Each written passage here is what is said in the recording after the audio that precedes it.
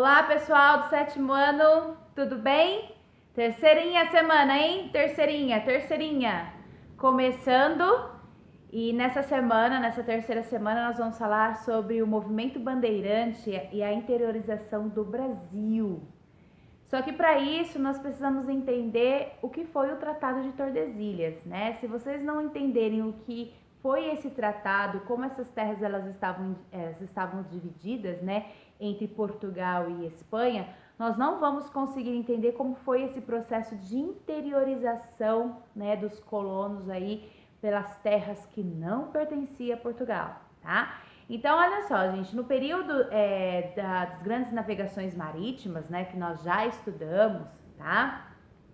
Das descobertas, né, de novos continentes aí entre Portugal e Espanha, o Brasil ele foi dividido pelo Tratado de Tordesilhas. Eu vou colocar um mapinha aí para vocês entenderem o que eu estou falando, tá certo?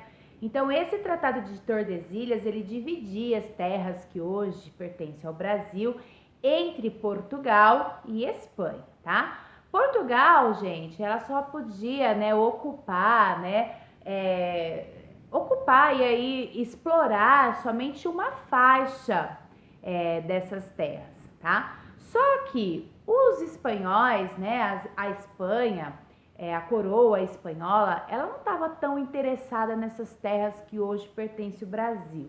Não tinha muito interesse não. Por quê? Porque ela estava mais focada em explorar as terras que pertenciam aos povos incas, maias e astecas. Nós já falamos sobre isso, tivemos aulas aí sobre isso, tá certo? Porque lá é que estava o ouro, né? Lá eles já tinham encontrado o ouro e essas joias preciosas. Então esses colonos, né, vendo que a Espanha não tinha interesse, né, em dominar essa faixa de terra que pertencia a ela, esses colonos aí do Brasil, né, começaram a adentrar por essas terras, a se interiorizarem, a invadir, vamos dizer assim, né, essas terras que não pertenciam a Portugal e sim à Espanha, mas que por falta de interesse eles não dominaram, né, não exploraram, enfim, tá certo? Então é isso que nós vamos falar, quem foram esses agentes, né, que interiorizaram essas terras que não pertenciam a Portugal, né? Então foram aí vários agentes que ajudaram, né, nesse processo de interiorização. O primeiro, nós já vimos que foram os jesuítas, tá? Nós tivemos a aula sobre as missões jesuíticas, né? Então nós vimos que para esses jesuítas criarem essas missões, eles tinham que ir até os indígenas. E onde estavam os indígenas? Lá pro interior não mesmo, lá pro bando do meio lá das terras, né? Então eles tiveram que ir até esses indígenas para criar essas missões jesuíticas para eles conseguirem catequizar esses indígenas. Então, o primeiro agente de interiorização, no caso, poderia ser os jesuítas, tá? O segundo agente, né, que foi considerado um agente importante para a interiorização do Brasil, foram aí os sertanejos, né? Através aí da prática econômica da pecuária. Então, para eles buscarem outras regiões, né, de pastagem para o seu gado, né, para o gado, eles começaram a entrar, né, nessas terras além do Tratado de Tordesilhas, em busca de novas terras para pastagem, tá?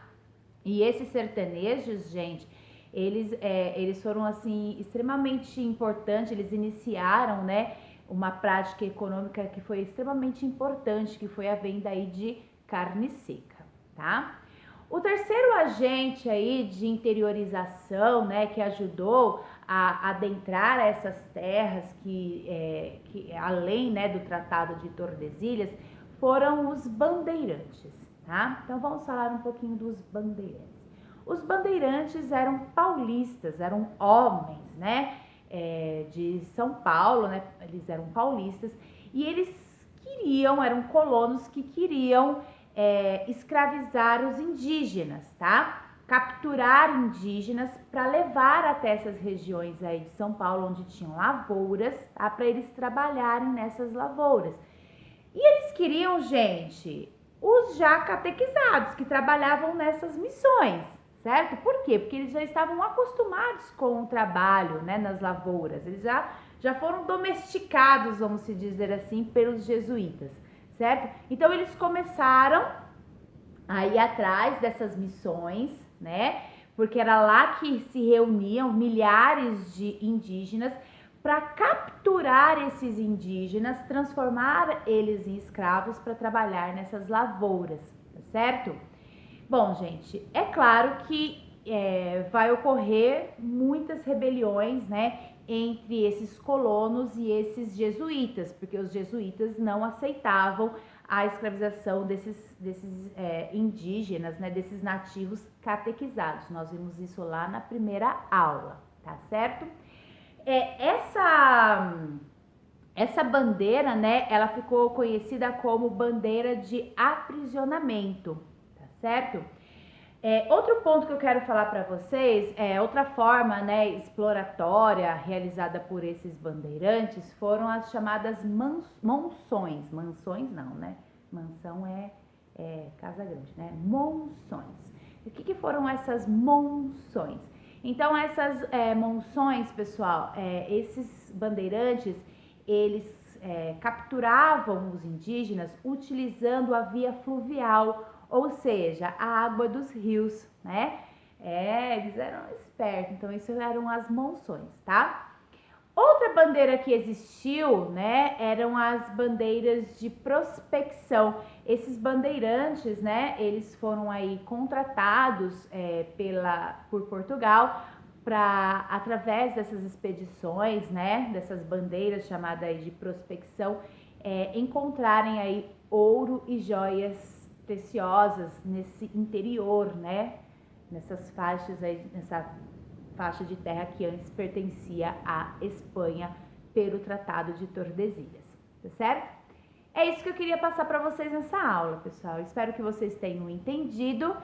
E agora, né, gente? Fazer exercício que é bom, tá? Então, até a semana número 4.